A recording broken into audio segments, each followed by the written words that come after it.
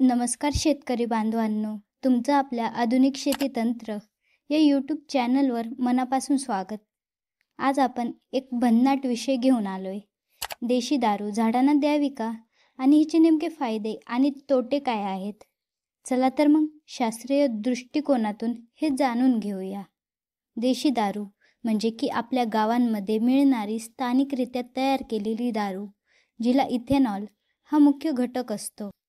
ही दारू फळं, मका, गूळ किंवा इतर पदार्थांना आंबवून बनवली जाते.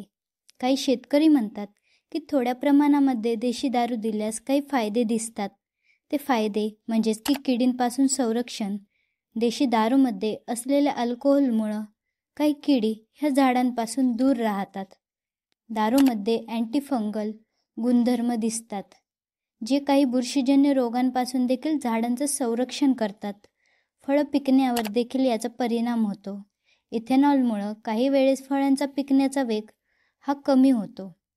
शेतकरी मित्रांनो, पण लक्षात ठेवा की प्रत्येक गोष्टीचं प्रमाण हे महत्त्वाचं असतं.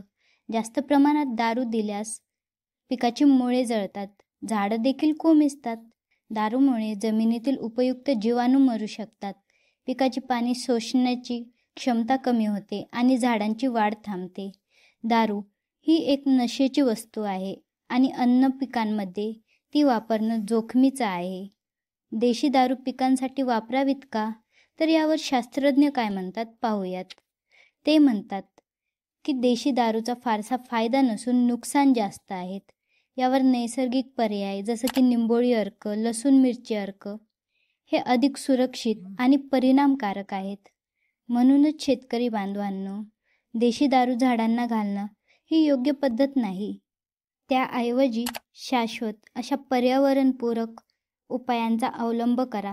शेतीत विज्ञान वापरा आणि निसर्गाशी सुसंवाद ठेवा. व्हिडिओ उपयुक्त वाटला तर लाईक करा, शेअर करा आणि आपल्या आधुनिक शेती तंत्र चॅनलला सबस्क्राईब करायला विसरू नका. कमेंटमध्ये नक्की सांगा की तुम्ही पिकांसाठी देशी दारूचा वापर केलाय का आणि त्याचा परिणाम हा पिकांवरती कसा झालाय.